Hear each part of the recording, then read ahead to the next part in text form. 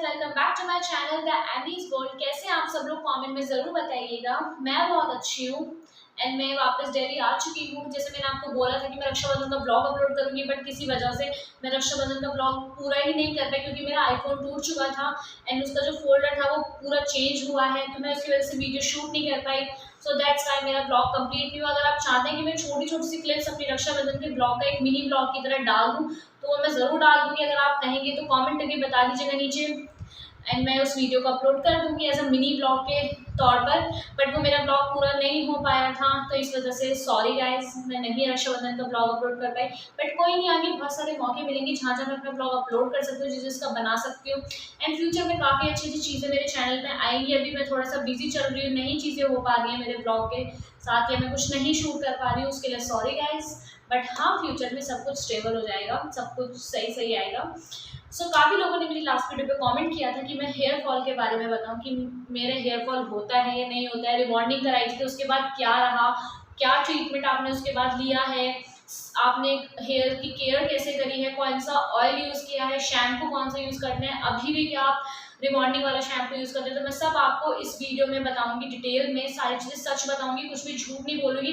जो जो मेरा एक्सपीरियंस रहा है रिबॉन्डिंग के बाद वो मैं आपको सब कुछ बताऊंगी। अगर आपको मेरी वीडियो अच्छी लगे तो लाइक कर दीजिएगा, शेयर कर दीजिएगा एंड मेरे चैनल को सब्सक्राइब करना ना भूलें। एंड अगर आप मुझे थोड़ा सा और जानना चाहते हैं तो प्लीज़ मुझे इंस्टा पे फॉलो करवा दीजिए। मेरे इंस्टा पे जल्दी से जल्दी 10K फॉलोअर्स होने वाले हैं, तो प्लीज़ आप मेरे को 10K फॉलोअर्स कराएं ताकि मैं उसको सेलिब्रेट कर सकूं अपनी यूट्यूब फैमिली के साथ एंड अपने इंस्टा फैमिली के साथ। तो गाइस बहुत अच्छे अच्छे ब्लॉग आएंगे आगे जाके, तो प्लीज़ बने रहिएगा मेरे चैनल पे। बढ़ते हैं आगे वीडियो में। ओके गाइस, क्या हुआ था 2020 में मैंने रिबॉन्डिंग कराई थी अपने बालों में।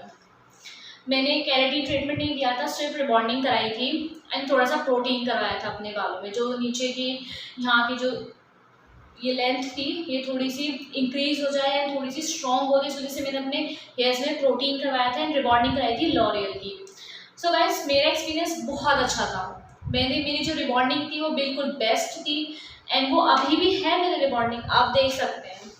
ये देखिए, अभी भी नीचे की लेंथ में मेरी रिबॉन्डिंग पूरी है, टोटली रिबॉन्डिंग एकदम फिट है। बस आगे से थोड़ी मेरे बाल अब रिबॉन्डिंग इनकी ख़त्म होने लग रही है, बट कोई नहीं गाइस, क्योंकि मोस्टली बोलते हैं कि रिबॉन्डिंग 1 साल तक चलती है, बट मेरी रिबॉन्डिंग 1.5 साल हो गया है मुझे कराए थे एंड अभी भी चल रही है। अगर मैं इनफैक्ट आगे थोड़ी सी प्रेसिंग कर लूँ तो मुझे कोई नहीं कह सकता कि मैंने रिबॉन्डिंग मेरी ख़राब हो गई है, कुछ हो गया है। अभी भी आप इंस्टा पे देख सकते हैं मेरी वीडियोस में, मेरे पीछे की जो लेंथ है वो बिल्कुल ऐसे लगता है कि जस्ट अभी रिबॉन्डिंग करा कर मैं आई हूँ। तो मेरा रिबॉन्डिंग का एक्सपीरियंस गाइस काफ़ी अच्छा था एंड मुझे रिबॉन्डिंग के बाद, जैसे काफ़ी लोग बोलते हैं हेयर फॉल होता है उनको या कुछ और दिक्कत होती है, डैंड्रफ की दिक्कत होती है। गाइस मुझे डैंड्रफ हेयर रिबॉन्डिंग से पहले थी, बट रिबॉन्डिंग के बाद मेरी डैंड्रफ एकदम गायब हो गई थी क्योंकि मैंने डैंड्रफ का ट्रीटमेंट कराया था रिबॉन्डिंग के टाइम ही, तो मुझे उसमें भी कोई इशू नहीं हुआ। मेरी रिबॉन्डिंग गाइस बहुत टचवुड बहुत अच्छे से हो गई थी एंड उसके बाद मुझे कुछ दिक्कत नहीं हुई। मैं जो शैम्पू यूज़ करती थी वो लॉरियल एक्सटेंसो का शैम्पू था। मेरे पास इस टाइम है नहीं वरना मैं आपको दिखाती। एंड जो उसका हेयर मास्क था वो मैं आपको गाइस अभी आगे वीडियो में दिखा दूंगी, तो वो मैं उसको यूज़ करती थी। हेयर मास्क था और लॉरियल एक्सटेंसो का ही सीरम था, तो वो मैं इन चीज़ों को मैंने यूज़ किया है। इनफैक्ट अभी तक मैंने यूज़ किया है कुछ महीने पहले से। बट गाइस जब जैसे जैसे मेरी रिबॉन्डिंग थोड़ी थोड़ी कम होने लग रही है तो मुझे रिकमेंड किया पार्लर वालों ने कि अब आपको मैम वो वाले प्रोडक्ट्स यूज़ नहीं करने क्योंकि अब आपकी रिबॉन्डिंग कम हो रही है। अगर आप चाहें तो आप मास्क यूज़ कर सकती हैं, बट आप शैम्पू यूज़ ना करें उसका। अगर आप शैम्पू मैट्रिक्स वगैरह का ले सकते हैं तो वो ज़्यादा बेनिफिट है। तो जैसे कि मैं मैट्रिक्स का यूज़ कर रही हूँ मैं फ़िलहाल तो ये है कि मैं कोई सा भी शैम्पू यूज़ कर लेती हूँ। जैसे ट्रेसमी का यूज़ कर लेती हूँ कभी लॉरियल का दूसरा लॉरियल पैरिस यूज़ कर लेती हूँ, मैट्रिक्स भी यूज़ कर लेती हूँ। अब मुझे इसमें कोई दिक्कत नहीं है शैम्पू के अकॉर्डिंग। बट गाइज हाँ, रिबॉन्डिंग कराने के बाद आपको एक चीज़ का ध्यान रखना है कि आपको अपने बालों में ऑयल यूज़ नहीं करना। हाँ गाइस, तो आपको रिबॉन्डिंग के बाद ऑयल यूज़ नहीं करना है। अगर आप ऑयल मतलब यूज़ करना चाहते हैं तो आप एसेंशियल ऑयल यूज़ कर सकते हैं, टी ट्री का ऑयल यूज़ कर सकते हैं, वो भी सिर्फ और सिर्फ स्काल्प में। आपको लेंथ में नहीं लगाना है बिल्कुल भी। एंड मतलब काफ़ी चीज़ें आप दही यूज़ नहीं कर सकते हो, और जो हीना मेहंदी होती है वो आपको अपने हेयर्स में बिल्कुल यूज़ नहीं करनी है, ना रिबॉन्डिंग के टाइम ना रिबॉन्डिंग से पहले। ये गाइस आपको ध्यान रखना है। और कुछ भी मतलब आप ट्रीटमेंट कराने के बाद तो आप भूल ही जाओ कुछ चीज़ यूज़ करने के लिए बस। और हाँ, आपको hair spa time to time कराना है। मतलब ये नहीं है कि आपको हर मंथ कराना है, हर 2 मंथ में भी आप छोड़ के करा सकते हैं। मैंने ज़्यादा नहीं कराया क्योंकि मुझे कभी ज़रूरत नहीं पड़ी, मैं घर पे ही अपना हेयर स्पा कर लेती थी। तो अगर आपको हेयर स्पा की वीडियो भी देखनी है कि आप घर पे कैसे कर सकते हैं तो आप मुझे कमेंट में ज़रूर बताइएगा, मैं आपको वो भी वीडियो बना के दिखा दूँगी। बट गाइज़ हाँ, हेयर फॉल जैसे अब बात करते हैं हेयर फॉल की कि आपको रिबॉन्डिंग के बाद हेयर फॉल हुआ या नहीं हुआ।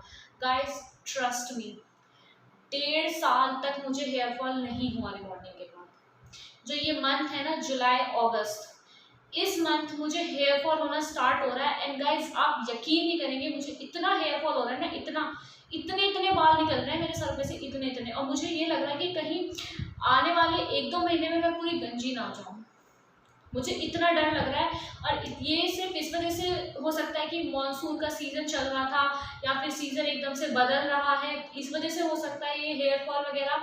मुझे नहीं पता क्या चीज़ है क्या नहीं, बट गाइज मुझे इस समय हेयर फॉल हो रहा है। मुझे रिबॉन्डिंग के 1.5 साल तक बिल्कुल हेयर फॉल, कोई डैंड्रफ, कोई शिकायत कुछ नहीं हुई, टचवुड कुछ नहीं दिक्कत नहीं। बट इस टाइम मुझे ऐसा लग रहा है कि मेरे बाल सारे ना टूट के नीचे गिर रहे हैं। अगर मैं दिन में 4 बार कॉम्ब करती हूँ ना, तो 4 बार इतने बाल निकलते हैं। मैं आपको कैसे, मतलब मैं आपको दिखा नहीं सकती कि कितना हेयर फॉल होता है, आप लोग भी टेंशन में आ जाओगे कि ये क्या हो रहा है। बट गाइस हाँ, मैं हेयर फॉल का यही बोलूँगी कि मतलब आप अपने ध्यान रखिए, अच्छी चीज़ें खाइए जिसमें प्रोटीन होता हो, मिनरल्स होता हो, विटामिन होता हो, जिंक होता हो, वो चीज़ें आप रेगुलरली अपनी डाइट में रखिए तो आपको हेयर फॉल नहीं होगा। एंड अगर आपको इस वीडियो में भी देखना है कि क्या क्या खाना चाहिए हेयर फॉल स्टॉप करने के लिए, तो मैं वो बता दूँ क्योंकि मैंने अभी अपनी नई डाइट स्टार्ट करी है हेयर फॉल के लिए। एंड गाइज मैं आपको एक चीज़ और बताती हूँ, एक ऑयल के बारे में जिसे मैं रिकमेंड करूँगी कि आप कभी भी अपने हेयर में यूज़ ना कीजिएगा। देख गाइज, कुछ लोगों ने मुझे बताया था कि ये इंदुलेखा ऑयल है, इसे यूज़ करने से आपको हेयर फॉल नहीं होता है। गाइज कुछ नहीं है, झूठ है सब कुछ। उन लोगों को ज़रूर अच्छा रहा होगा उनके लिए, बट मेरे लिए ये वर्स्ट है, मेरे को इससे और हेयर फॉल हो रहा है। So no to Indulekha. मैं कभी भी रिकमेंड नहीं करूँगी कि आप इंदुलेखा यूज़ कीजिए अपने बालों में, और रिबॉन्डिंग के बाद तो बिल्कुल नहीं करिएगा। इसलिए मैं इसकी छोटी वाली बॉटल लेकर आई थी और अब मुझे लग रहा है कि मेरी आधी बच रही है कि मैं इसको फेंक दूँ। मुझे लिटरली इसमें कोई फ़र्क नहीं दिख रहा है। मैंने यूट्यूब पे इतनी वीडियोज़ देखी हैं कि इसे लगाइएगा, ये मतलब 1 महीने में आपको दिख जाएगा, आपको 1 महीने में हेयर फॉल नहीं होगा, ये नहीं होगा, वो नहीं होगा। बट गाइस मुझे बहुत हो रहा है, मैं आपको बता नहीं सकती मैं कितनी टेंशन हूँ, कितनी डिप्रेशन में आ चुकी हूँ इन हेयर फॉल की वजह से। मुझे लग रहा है कि शायद 2 महीने बाद ना मुझे अपने नए बाल एक्सटेंशन ना लगवाना पड़े या कुछ अपने बालों में फिर से ट्रीटमेंट ना कराना पड़े। और मैं सोच भी रही थी कि मुझे रिबॉन्डिंग अपनी दोबारा करवानी है, केराटिन ट्रीटमेंट कराना है, बट अभी मैं फ़िलहाल रुक चुकी हूँ। बट हाँ गाइज, मैंने एक दीदी से पूछा था, उनके हेयर फॉल मतलब वो वीडियोस बनाते हैं यूट्यूब पे, तो मैंने उससे पूछा कि मैं क्या अपने बालों में यूज़ करूँ, तो उन्होंने मुझे एक ऑयल बताया है। अब गाइज मैं उस ऑयल को बनाऊंगी, अगर वो मेरे हेयर्स में सूट करा तो मैं आप लोगों के साथ तो ज़रूर शेयर करूँगी। बट गाइज हाँ, अगर आप रिबॉन्डिंग के लिए पूछना चाहते हैं कि रिबॉन्डिंग के बाद आपको कैसी केयर करनी है अपने हेयर्स में, तो कुछ ऐसा केयर करने की ज़रूरत नहीं है। आप वीक में, मतलब ऐसा है जैसे रिबॉन्डिंग के बाद ना क्या होता है, अपने आप ही बालों में ऑयल आने लग जाता है, वो नहीं आने देना आपको। मतलब वो क्या है, जैसे यहाँ पे ना अपने आप ऑयल आ जाता है, तो वो नहीं आने देना आपको बिल्कुल भी। तो उसके लिए आपको वीक में 2 बार शैम्पू करना है, मास्क ज़रूर यूज़ करना है और सीरम यूज़ करना है। गीले बालों को नहीं काटना है, गीले बालों में ही सीरम लगाना है, ड्रायर का यूज़ नहीं करना है, धूप में नहीं जाना है, धूप में जाओ तो कवर करके जाइएगा। गाइस जैसे कि मेरे ब्लॉग्स अभी आने में थोड़ा टाइम है, तो आप मुझे बता सकते हैं कि मैं आपको कौन सी वीडियो शूट करके किस टॉपिक पे आपके लिए वीडियो बनाऊँ, मेकअप के लिए बनाऊँ, न्यूड मेकअप प्रोडक्ट्स बिगनर्स के लिए, जो चीज़ आपको देखनी है guys, please feel free to comment down. Guys please आप मुझे कमेंट करके बताइएगा, मैं उसी टॉपिक पे आप लोगों के लिए वीडियो बनाऊंगी। जैसे भी मैनेज करके वीडियो, चाहे मुझे कुछ भी करना पड़े उस वीडियो के लिए मैं आपके लिए ज़रूर वीडियो शूट करूंगी, क्योंकि guys you are my family and मैं आप लोगों के लिए चाहती हूँ कि मैं आप लोगों की थोड़ी हेल्प कर सकूँ अपने वीडियो के लिए। तो please guys support me. So guys यही था इस वीडियो में, मैं ये रिकमेंड करूँगी कि आप ये वाला ऑयल यूज़ ना कीजिएगा इंदुलेखा, एंड थोड़ा ध्यान रखिएगा। अगर आपको और डिटेल्स में जानना है तो मुझे कमेंट करके बताइएगा, फिर मैं आपको डिटेल में एक चीज़ आपको डिस्क्राइब करूँगी और बताऊँगी। Thanks for watching and guys if you like my video please subscribe my channel and share my video. Thanks for watching.